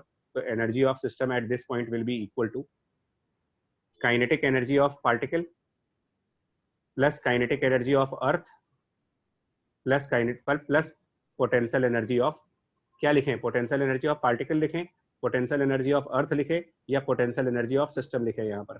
तो अभी पीछे क्विज डिस्कस हुई है, आपको लिखना पड़ेगा पोटेंशियल एनर्जी ऑफ सिस्टम। अब अगर इस बॉडी को आपने रेस्ट पे ड्रॉप किया है तो काइनेटिक एनर्जी ऑफ पार्टिकल 0, अर्थ का काइनेटिक एनर्जी 0 बिकॉज इसको आप इग्नोर कर रहे हो, नेग्लेक्ट कर रहे हो, और सिस्टम की potential energy plus mg into उसकी height Y B.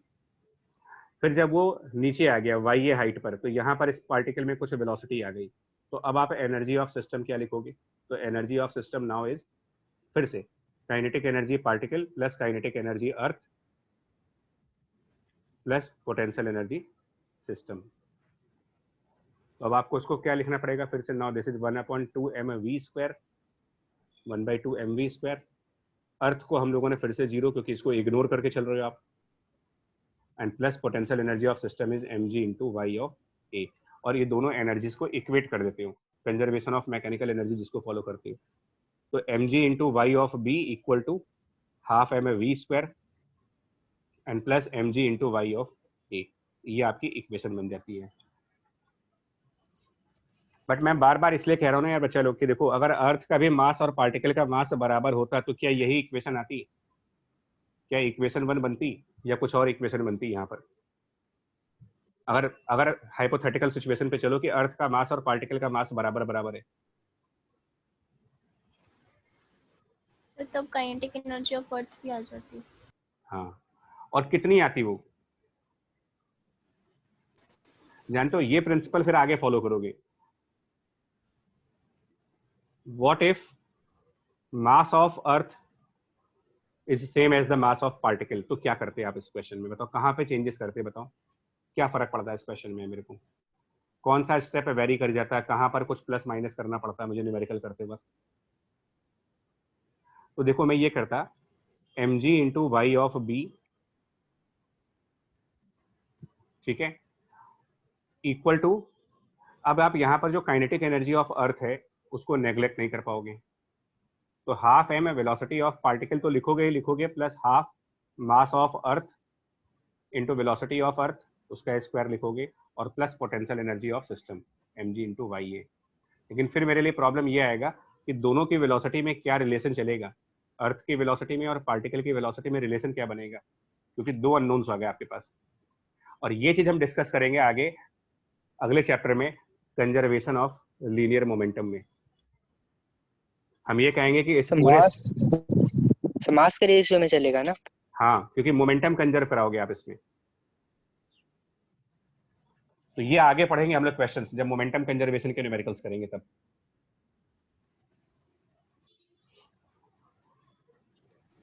Next point, कुछ प्रॉब्लम्स करेंगे अब। अच्छा, उसके पहले एक स्प्रिंग की पोटेंशियल एनर्जी भी देख लें। ग्रेविटेशनल पोटेंशियल एनर्जी के बाद अगला है इलास्टिक पोटेंशियल एनर्जी, जिसको आप स्प्रिंग पोटेंशियल एनर्जी भी कह सकते हो। तो इसमें क्या कर रहे हैं, जैसे इस पर्सन ने स्प्रिंग को, मतलब ये स्प्रिंग अभी यहाँ पर नॉर्मल है, ठीक है, ये स्प्रिंग अभी नॉर्मल है, तो नॉर्मल स्प्रिंग में हम ये कहते हैं कि पोटेंशियल एनर्जी 0। अब हमने क्या किया, कोई मास स्प्रिंग से अटैच किया और स्प्रिंग को कंप्रेस किया, हमने इस स्प्रिंग को यहाँ पर कंप्रेस किया, ठीक है, और कितना डिस्टेंस से कंप्रेस किया, तो x अमाउंट से कंप्रेस किया। तो इसमें अगर मान लो ये मेरा हाथ है, तो हमने कितना काम किया भाई, मैंने क्या काम किया इस प्रोसेस में, अगर मैंने ब्लॉक स्प्रिंग को कंप्रेस किया तो मैंने क्या वर्क किया, तो जो भी वर्क मैंने किया होगा वो change of energy of system हो जाएगा। सेम कंसेप्ट बार बार लगाइए, जो भी आप काम करेंगे, और change of energy of system को मल्टीपल फॉर्म्स में देखना होगा आपको, इसकी प्रैक्टिस करते रहो बार बार, वरना क्या होता है आदत पड़ जाएगी आपकी। तो बार बार इसको लिखो, it is change of kinetic energy, change of potential energy, अब हो गया change of heat energy, change of sound energy यानी कि वेव एनर्जी, इसको लिखने की आदत डालिए आप, चेंज ऑफ लाइट एनर्जी, आदत डालिए, ठीक है, ये 0 है, ये 0 है, ये 0 है, और हम ये मान के चल रहे कि अगर इसको स्लोली पुश कर रहे हैं, तो अगर हम स्लोली पुश करेंगे तो फिर आपका चेंज ऑफ काइनेटिक एनर्जी भी 0 होगा, तो जितना भी आपने वर्क किया वो चेंज ऑफ पोटेंशियल एनर्जी बन जाएगा। अब मैंने वर्क कितना किया, तो ये कैसे पता लगाएंगे, तो मेरा फोर्स लेफ्ट साइड डायरेक्शन में रहेगा, ऑब्वियसली अगर मुझे ब्लॉक को लेफ्ट साइड लेके जाए तो मेरा फोर्स इधर होगा, और बॉडी का डिस्प्लेसमेंट भी इसी साइड हो रहा है, मोशन भी इसी साइड हो रहा है, इसका मतलब मैंने पॉजिटिव वर्क किया। और मेरा फोर्स होगा किसके बराबर, मेरा फोर्स कितना होना चाहिए, अगर बॉडी, हाँ, अगर बॉडी स्लोली मूव कर रही है तो जितना फोर्स ये स्प्रिंग लगाएगी k इंटू एक्स का, उतना ही फोर्स मुझे भी लगाना पड़ेगा। तो अब मैंने क्या वर्क किया, तो मैंने क्या वर्क किया, वो फोर्स इंटू डिस्प्लेसमेंट, लेकिन वेरिएबल फोर्स है, तो आप इसमें dx करके आप इसको इंटीग्रेट कर दोगे 0 से x तक, और ये बन जाएगा हाफ kx स्क्वायर। तो ये हाफ kx स्क्वायर को हम कह देते हैं, क्योंकि और किसी फॉर्म में एनर्जी जा नहीं रही है, तो फिर ये हाफ kx स्क्वायर पोटेंशियल के ही फॉर्म में जा रही होगी, और इसीलिए कहा जाता है कि potential energy equal to half kx square के बराबर होगी। ये इसका फॉर्मूला है स्प्रिंग के पोटेंशियल एनर्जी का। बट एक बार फिर से हम समझा रहा हूँ, ये potential energy spring block system की कहलाएगी, सिर्फ स्प्रिंग की नहीं कहलाएगी। पोटेंशियल एनर्जी सिंगल नहीं होता कभी, बार बार आप यहाँ सिस्टम का यूज कर रहे हो। हाफ kx स्क्वायर, और नॉर्मल लेंथ पर आप ये मानते हैं कि पोटेंशियल एनर्जी 0, ये इसका रेफरेंस है। स्प्रिंग के लिए जो रेफरेंस है वो उसका रिलैक्स लेंथ है, नॉर्मल लेंथ, तो वहां पर 0 मानते हैं। और तब आप ये कहते हो कि कंप्रेस करने पर उसकी एनर्जी हाफ kx स्क्वायर होगी, और इवन एलोंगेट करने पर भी यही होगी, बिकॉज कंप्रेस करने पर और एलोंगेट करने पर x का साइन अलग आएगा। कंप्रेस करने पर x नेगेटिव आएगा, तो एलोंगेट करने पर x पॉजिटिव आएगा, लेकिन स्क्वायर होने की वजह से आंसर हमेशा पॉजिटिव रहेगा। देखिए, जैसे आपने पीछे क्वेश्चन पढ़ा ना, अभी समझो आप कि ग्रेविटेशनल पोटेंशियल एनर्जी क्या हमेशा पॉजिटिव होती है या फिर हमेशा नेगेटिव होती है, या कैन बी पॉजिटिव नेगेटिव, तो इसका answer it can be positive negative. But यहीं पर अगर मैं ग्रेविटेशनल पोटेंशियल एनर्जी की जगह यूज करता इलास्टिक पोटेंशियल एनर्जी, और यही क्विज होती, the elastic potential energy of a system, options होते हैं is always positive, is always negative and can be negative और कैन बी पॉजिटिव। तो क्या आंसर देते हैं इसका आप इलास्टिक पोटेंशियल एनर्जी में? Always positive. Always positive. Always positive. Clear कर लेना कंसेप्ट अपना। और क्योंकि हाफ के एक्स स्क्वायर है तो उसका ग्राफ भी बना सकते हैं। पॉइंट्स टू रिमेंबर आपके लिए है, क्या चीजें याद रखनी है न्यूमेरिकल्स करते वक्त। देखो बच्चा ये थोड़ा सा पेनफुल होता है जानते हो, क्योंकि हम लोग हैबिचुअल नहीं है, हम लोग को फटाफट न्यूमेरिकल्स की आदत बनी हुई है। और मेरे बात का भरोसा करो, ये इतना कंसेप्ट क्लियर कर लोगे ना, पोटेंशियल एनर्जी का कंसेप्ट ग्राफ तो यही आएगा हाफ के एक्स स्क्वायर के हिसाब से, पैराबोलिक ग्राफ है ये। मैं कहता कि अगर आप इसका इतने सारी क्लैरिटी ऑफ कंसेप्ट्स के साथ चलोगे तो किसी भी न्यूमेरिकल में फंसोगे ही नहीं कभी, आप कभी नहीं फंसोगे। न्यूमेरिकल वैसे ही होने लगेंगे, स्पीड में होंगे वो भी। देखिए पहली बात क्या कह रहे हैं, energy is stored in the spring only when the spring is either stressed और कंप्रेस्ड। इसीलिए नॉर्मल लेंथ पर जीरो एनर्जी कह रहे हैं उसकी। और elastic potential energy maximum when the spring has reached the maximum compression. Obviously जब x maximum होगा तो यू भी मैक्सिमम होगा। इस कंसेप्ट को हम एसएचएम में यूज करते हैं कि कहां पर पोटेंशियल एनर्जी ज्यादा होती है और कहां पर काइनेटिक एनर्जी ज्यादा होती है। तो एसएचएम वाले चैप्टर में ये कंसेप्ट यूज किया जाएगा, अभी तो नहीं, सिंपल हार्मोनिक ऑसिलेशन वाले चैप्टर में। बड़ा इंपॉर्टेंट चैप्टर पढ़ रहे हो इस टाइम पर आप, क्योंकि वर्क एनर्जी पावर का पूरे फिजिक्स में एप्लीकेशन है, हर चैप्टर में इसका यूज है। चलिए कुछ प्रॉब्लम्स देखो, एक क्विज है यहाँ पर, देखो एक उसको भी समझ ले पहले, उसके बाद डिस्कस करेंगे क्विज में। A ball is connected to the light spring suspended vertically as shown in this figure. Now, when displaced downward from the equilibrium position and released, the ball oscillates up and down. In the system of the ball, spring और earth, ध्यान देना है किसको किसको system लिया तुमने, ball, spring, अर्थ, इन तीनों को सिस्टम लिया है। तो कौन कौन सी फॉर्म्स ऑफ एनर्जीज हैं यहाँ पर, what forms of energies are there during the motion, क्या क्या बोलोगे आप? ऑप्शन है kinetic and elastic potential, kinetic and gravitational potential, kinetic, elastic potential, gravitational potential, elastic potential या फिर gravitational potential. Kinetic, elastic and gravitational potential. Sir C. क्योंकि earth को भी सिस्टम माना है। स्प्रिंग तो अर्थ की वजह से ग्रेविटेशन वाली एनर्जी आएगी, स्प्रिंग की वजह से इलास्टिक वाली एनर्जी आएगी और बॉल की वजह से काइनेटिक एनर्जी आएगी। तो ऑप्शन नंबर सी करेक्ट होगा यहाँ पर। अगर मैं सिस्टम बदल दूं ना, मान लो सिस्टम में एक चीज को हटा देते हैं, देखो अब आपने बॉल एंड स्प्रिंग को सिस्टम लिया, मतलब अर्थ को अपना पार्ट ऑफ सिस्टम नहीं मान रहे। Now what forms of energies are during the motion. तो जब अर्थ हमारे सिस्टम का पार्ट नहीं है तो सिस्टम की एनर्जी में अर्थ वाली एनर्जी को कंसिडर नहीं करोगे। यानी कि अब आप बोलोगे कि what is the energy of system, अगर पूछा जाए तो इसमें क्या क्या इंक्लूड करना होगा आपको, काइनेटिक और इलास्टिक, यानी कि ऑप्शन ए। तो इसलिए न्यूमेरिकल्स में ये बड़ा क्लियर कर लेना कि आप सिस्टम क्या डिफाइन कर रहे हो, तभी आप एनर्जी कंजर्व कराओगे। बिकॉज एनर्जी ऑफ सिस्टम क्या लिखना है मुझे, ये तो डिपेंड करता है ना कि आप सिस्टम क्या बोलते हो। तो सजेशन मेरा ये है कि आप बॉल, स्प्रिंग और अर्थ तीनों को सिस्टम लेकर के और एनर्जी कंजर्व कराइए। और कैसे कंजर्व कराएंगे, कैसे कंजर्व कराएंगे, मान लो इसको न्यूमेरिकली करना चाहो तो कैसे कंजर्व कराओगे, इसका एग्जांपल दिखा रहा हूं। हम लोगों ने क्या किया, स्प्रिंग को एलोंगेट करके छोड़ा था। तो हमने मान लिया ये मास m है और ये स्प्रिंग अपने नॉर्मल लेंथ से, जहां पर इसकी नॉर्मल लेंथ थी उससे हम लोगों ने इसको एलोंगेट किया। तो सपोज ये नॉर्मल लेंथ है, तो नॉर्मल लेंथ पर तो इलास्टिक पोटेंशियल एनर्जी जीरो होती है, और मान लेते हैं उससे वाई नॉट डिस्टेंस नीचे लाए और यहां से सिस्टम को आप रिलीज कर रहे हो।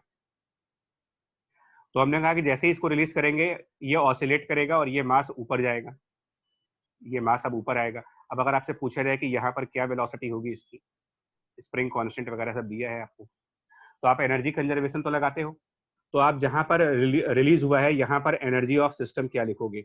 तो एनर्जी ऑफ सिस्टम, देखो ये क्विजेस बहुत हेल्प करेंगे आपको यार, कंसेप्ट समझने में बहुत हेल्प करेंगी कि जब बॉल, स्प्रिंग और अर्थ तीनों को सिस्टम माना है तो एनर्जी में आपको काइनेटिक भी लिखना पड़ेगा, इलास्टिक पोटेंशियल भी लिखना पड़ेगा और ग्रेविटेशन भी लिखना पड़ेगा।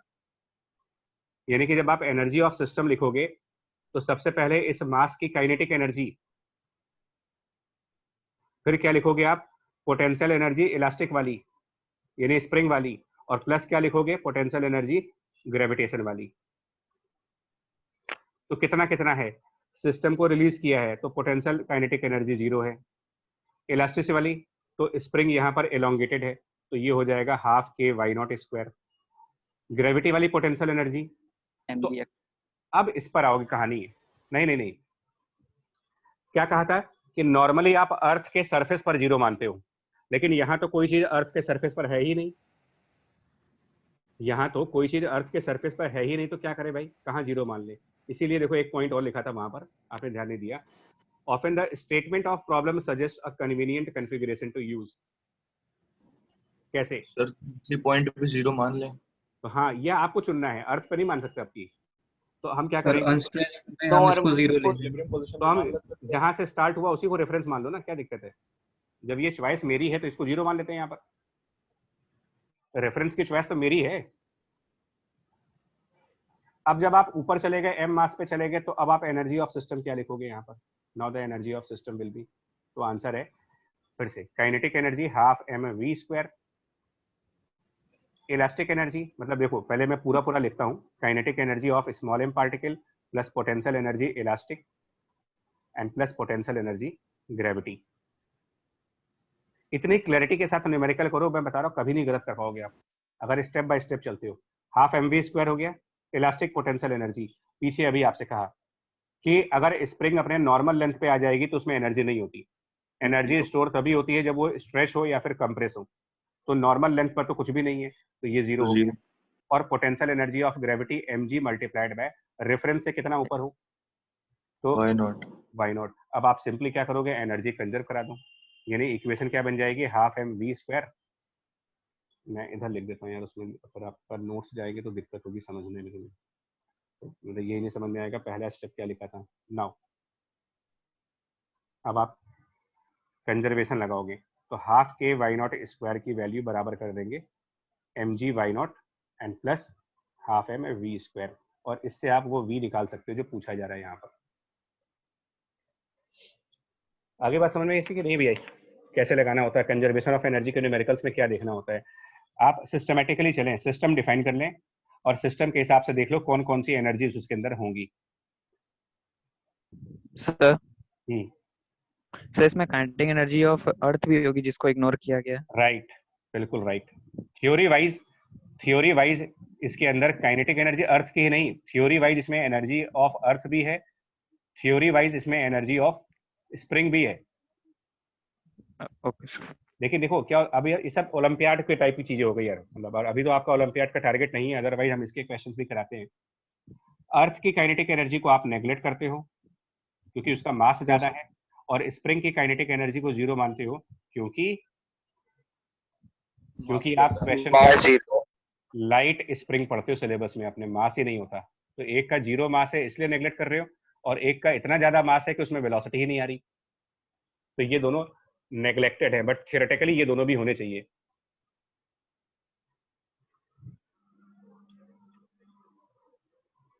चलिए प्रॉब्लम फटाफट करें। बॉल इन फ्री फॉल, इसको मैं छोड़ दे रहा हूँ, ये क्वेश्चन आप अपने आप करेंगे बिकॉज इसका रिसेप्ट को मैं ऑलरेडी डिस्कस कर चुका हूँ, तो ये आप खुद से कर लीजिएगा। ये एक थोड़ा सा इंटरेस्टिंग क्वेश्चन था, मतलब बड़ा ही अच्छा लगा देख करके। यहाँ पर एक सर्कस का गेम चल रहा है, तो उसमें ये एक एक्टर है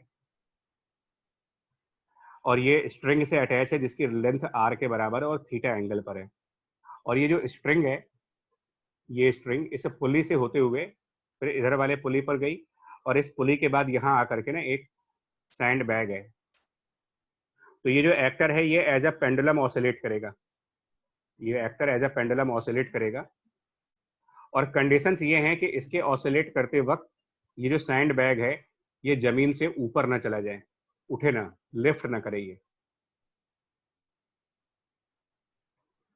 ठीक है जी, क्वेश्चन क्लियर हो गया आपका कि ये एक्टर स्विंगिंग करेगा, मतलब यहाँ पर ये पेंडुलम की तरह ऑसिलेट करना है इसको, और ड्यूरिंग ऑसिलेशंस हमको ये करना है कि ये सैंड बैग लिफ्ट ना कर पाए, इसके लिए एंगल थीटा की मैक्सिमम वैल्यू क्या होगी, ये क्वेश्चन है। तो आप न्यूमेरिकल डेटा पे मत जाएं, न्यूमेरिकल डेटा क्या है उसको छोड़ दिए, बिकॉज ये फॉरेन बुक्स के न्यूमेरिकल होते हैं तो इनके डेटा बड़े अजीब होते हैं। तो इसको सिंबॉलिकली करेंगे। एक्टर का मास हम स्मॉल m से डिनोट कर रहे हैं और सैंड बैग का मास हम कैपिटल M से डिनोट कर रहे हैं। ठीक है, ये लेंथ हमने r मानी हुई है, ये एंगल थीटा है। तो कंसेप्ट क्या फॉलो करोगे? पहली बात तो ये एक्टर एज अ पेंडुलम जब आएगा तो स्विंग करके जब ये नीचे आएगा ये एक्टर, ठीक है, तो हम अब एक्टर तो ड्रॉ नहीं कर पाएंगे, तो इसको हम सिंपली एक पार्टिकल दिखा दे रहे हैं, m मास का पार्टिकल। तो ये ऐसे स्विंग करके आएगा पेंडुलम की तरीके से। सिस्टम क्या डिफाइन कर रहे हो यहाँ पर आप? तो सिस्टम में हमने डिफाइन कर दिया है एक्टर प्लस अर्थ। तो हम एनर्जी क्या लिखेंगे, इनिशियल एनर्जी क्या लिखेंगे सिस्टम की, बताओ। तो इनिशियल एनर्जी क्या लिखेंगे और फाइनल एनर्जी क्या लिखेंगे, बस ये देख लो। उसके बाद आपको कंजर्व करना है। और कहाँ से कहाँ तक? तो इनिशियली जब वो इनिशियली वाई आई हाइट पर है तो इसको छोड़ दीजिए आप एक काम करें, इसके जो इनिशियल लेवल है, इनिशियल लेवल उसको आप रेफरेंस मान लो। तो आप एनर्जी ऑफ सिस्टम में क्या लिखोगे, kinetic energy of small m particle plus kinetic energy of kinetic energy नहीं, पोटेंशियल एनर्जी ग्रेविटेशन वाली। क्या यहाँ पर भी इलास्टिक पोटेंशियल एनर्जी होगी कोई? क्या इस क्वेश्चन में कहीं स्प्रिंग वगैरह लगाया हुआ है आप लोगों ने? नो दो ही एनर्जी हुई। तो इनिशियली ये स्टार्ट हुआ था रेस्ट की कंडीशन से, तो ये रेस्ट की कंडीशन से यानी zero, potential energy of gravity को हमने जीरो मान लिया क्योंकि हमने उसको रेफरेंस मान लिया है। फाइनली मान लेते हैं कि फाइनली ये मास v स्पीड से चलेगा यहाँ पर, तो फाइनल काइनेटिक एनर्जी में लिखोगे हाफ m(v²) और पोटेंशियल एनर्जी। तो अब आप ये देखो कि आप अपने रेफरेंस लेवल से कितना नीचे आ गए, जिसको आपने रेफरेंस माना था उससे ये पॉइंट कितना डाउनवर्ड है, कितना नीचे चले गए ये डिस्टेंस। तो क्योंकि हम रेफरेंस के नीचे हैं तो पहली बात तो पोटेंशियल एनर्जी माइनस में आएगी, और mg मल्टीप्लाइड बाय कितनी हाइट पे हो आप, r minus r cos theta। तो ये हो जाए हाँ r1 माइनस कॉस थीटा। ये कैलकुलेशन आप अपने लेवल पे करिएगा कि ये height r into 1 minus cos theta. अब आप इन दोनों को इक्वेट करो, conservation of energy, initial energy equals to the final energy. तो जब इसको इक्वेट करेंगे ना तो इनिशियली 0 प्लस 0 है इक्वल टू हाफ m(v²) और ये माइनस mgr ब्रैकेट में 1 माइनस कॉस थीटा। इससे क्या करेंगे, v² सॉल्व कर देंगे, तो v² की वैल्यू बन जाएगी 2gr into 1 minus cos theta. अब इसके बाद का क्वेश्चन, सैंड बैग का फ्री बॉडी डायग्राम देखो। तो सैंड बैग पर कौन कौन सी फोर्सेस लगेंगी? सैंड बैग पर एक टेंशन फोर्स लगेगी और सैंड बैग पर एक mg लगेगा। तो सैंड बैग को लिफ्ट न करने के लिए क्या कंडीशन होनी चाहिए? To prevent lift off bag, T equals T. T less than equal to mg। T less than equal to mg। तो क्रिटिकल केस में आप क्रिटिकल केस सॉल्व कर सकते हो, तो क्रिटिकल केस में आप T को mg के बराबर कर दें। क्रिटिकल केस मतलब कि अबाउट टू लिफ्ट वाला केस, तो T इक्वल टू mg कर दें। अब इसके बाद क्या करना है, ये क्वेश्चन थोड़ा सा टफ नहीं है, मतलब मल्टीपल कंसेप्ट है इसके अंदर इसलिए टफ है। अब इसके बाद आप क्या करेंगे, ये जो m वाला पार्टिकल है इसका फ्री बॉडी डायग्राम देखो। तो ये m वाले पार्टिकल पर भी एक टेंशन लगेगी ऊपर और m वाले पार्टिकल पर mg लगेगा। तो यहाँ पर एक टेंशन दिखाएंगे और यहाँ पर एक छोटा mg दिखाओगे, और ये मास सर्कुलर मोशन कर रहा है, तो इसकी एक्सेलरेशन टुवर्ड्स सेंटर होगी सेंट्रीपिटल वाली। तो इसकी सेंट्रीपिटल फोर्स वाली इक्वेशन बनाएंगे और लिखेंगे capital T minus mg net force is equals to mass into centripetal acceleration which is v² divided by r। ये हमारी थर्ड इक्वेशन हो गई। तो ये फर्स्ट इक्वेशन थी, ये सेकंड इक्वेशन और ये थर्ड। फर्स्ट इक्वेशन में आपको v² की वैल्यू मिल गई, सेकंड इक्वेशन में t की वैल्यू मिल गई। दोनों को यहाँ पर सब्स्टिट्यूट करो, v² की वैल्यू सब्स्टिट्यूट करो और t की वैल्यू सब्स्टिट्यूट करो, देन आपको थीटा की वैल्यू मिल जाएगी। थीटा कितना होना चाहिए, समझ गए कंसेप्ट को? आपको सिर्फ दो कंसेप्ट मिला दिए गए हैं एक्चुअली, न्यूटन लॉ भी इन्वॉल्व हो गया और वर्क एनर्जी पावर मतलब कंजर्वेशन ऑफ एनर्जी भी इन्वॉल्व हो गया। बोले भाई। Yes sir. Yes, sir. Yes ठीक, एक और न्यूमेरिकल करेंगे बस एनर्जी कंजर्वेशन पे, ये गन का है। तो इसमें पॉप गन है, मतलब वो जो पॉप गन वाली होती है जो गुब्बारे फोड़ने में काम आती है। तो इसमें ना अंदर एक छोटी सी बॉल है ना, बोले 10 रुपए के 6 गुब्बारे फोड़ो, जो नहीं होते सर्कस में, वो वाली गन। तो ये वाली गन मतलब यहाँ पर एक m मास का ऑब्जेक्ट ए पर एक m मास का छोटा सा बॉल है और वो अंदर स्प्रिंग कंप्रेस होती है, मतलब गन के अंदर स्प्रिंग है और ये स्प्रिंग x अमाउंट से कंप्रेस है, x अमाउंट से कंप्रेस है। फायर करने के बाद ये किसी हाइट पे जाएगा फायर करने के बाद। तो अगर आप ओरिजिनल फिगर को देखेंगे ना तो क्वेश्चन ये कह रहा है कि जब हमने उस बुलेट को फायर किया, ठीक है बच्चा एक मिनट रुको जरा, हम इसको पहले क्लियर कर दें, ये सब हटा दें इसमें से। देखिए हाँ, तो ये ए पॉइंट से फायरिंग की जा रही है इसकी, समझ लो आप पॉइंट ए से आप फायर कर रहे हो यहाँ से, ये इनिशियल है और फायर करने के बाद वो बुलेट पॉइंट सी तक गई है, 20 मीटर के हाइट तक गई है। 20 मीटर की हाइट कहाँ से, जहां से उसको फायर किया था वहां से। और जब फायर किया था तो स्प्रिंग कंप्रेस थी, जिस टाइम फायर किया था उस टाइम पर स्प्रिंग कंप्रेस थी और जब वो मैक्सिमम हाइट पे चला गया तो वो हाइट 20 मीटर की है। अब बताओ यहाँ पर एनर्जी ऑफ सिस्टम क्या लिखेंगे इनिशियली फायर करते वक्त, एनर्जी ऑफ सिस्टम तो फिर क्या लिखेंगे, देखिए काइनेटिक एनर्जी उस छोटे वाले ऑब्जेक्ट की मतलब बॉल की, प्लस अर्थ की काइनेटिक एनर्जी और स्प्रिंग की काइनेटिक एनर्जी इग्नोर कर दी हमने। तो अब आप क्या लिखोगे, पोटेंशियल एनर्जी इलास्टिक वाली क्योंकि स्प्रिंग है यहाँ पर, और प्लस पोटेंशियल एनर्जी ग्रेविटी वाली। 3 इनकी क्या क्या वैल्यूज हैं, तो फायर करते वक्त ये 0 वेलोसिटी पर है, फायर करते वक्त स्प्रिंग कंप्रेस है तो एनर्जी होगी हाफ kx² की, और फायर करते वक्त ग्रेविटी की क्या एनर्जी होगी, तो हम इसके लिए इसको रेफरेंस मानेंगे तो हम इसमें 0 कर देंगे। अब जब मैक्सिमम हाइट पर आ गए तब क्या हुआ, देखो जब हम पॉइंट सी पर चले गए तब यहाँ पर एनर्जी क्या है, तो यहाँ पर एनर्जी ऑफ सिस्टम एक बार फिर से लिखते हैं। तो फिर से एक बार kinetic energy of the ball plus potential energy elastic and plus potential energy gravity. अब क्या क्या है ये देखो, तो बॉल की काइनेटिक एनर्जी, बॉल इस समय मैक्सिमम हाइट पर है, क्या होगी काइनेटिक एनर्जी इसकी, तो अगर ये बॉल मैक्सिमम हाइट पर है मतलब फर्दर राइज नहीं कर सकती अभी ये, तो दैट मीन्स कि इसके पास 0 वेलोसिटी है। पोटेंशियल एनर्जी इलास्टिक, तो बॉल तो स्प्रिंग को छोड़ करके आगे बढ़ेगी ना, स्प्रिंग से बंधी हुई तो थी नहीं, स्प्रिंग से बांधा तो था नहीं बॉल को, मतलब गन के अंदर जब बुलेट जाती है तो बुलेट और स्प्रिंग को बांधते तो है नहीं, तो बुलेट निकल गई और स्प्रिंग बीच रास्ते में अपनी नॉर्मल लेंथ पर आ चुकी है, बीच रास्ते में, यानी जिस समय बॉल मैक्सिमम हाइट पर है उस समय स्प्रिंग नॉर्मल है, तो नॉर्मल स्प्रिंग में कोई एनर्जी नहीं होगी।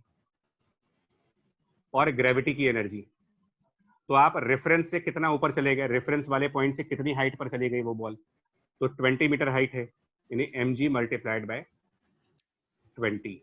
अब इस एनर्जी को कंजर्व कर दो, अब आप इस एनर्जी को कंजर्व करके इक्वेशन लिख लो, क्या लिखोगे, तो 0 प्लस हाफ kx² बिगिनिंग वाला और प्लस 0 ये इनिशियल एनर्जी, और बाद में 0 प्लस mg इंटू 20, ये हो गई कंजर्वेशन ऑफ एनर्जी। और यहाँ से आपके क्वेश्चन का फर्स्ट पार्ट सॉल्व हो जाता है जिसमें k पूछा गया है आपसे, determine the spring constant k। और सेकंड पार्ट में कह रहे हैं find the speed of a projectile as it moves through the equilibrium position of spring, मतलब यहाँ पर जब स्प्रिंग नॉर्मल हुई थी उस समय क्या वेलोसिटी थी, जब स्प्रिंग यहाँ पर नॉर्मल हुई है तो क्या वेलोसिटी रही होगी। तो अब देखो मुझे कुछ नहीं करना, मैं इसके आगे ना एक बार और इक्वेट कर दूंगा।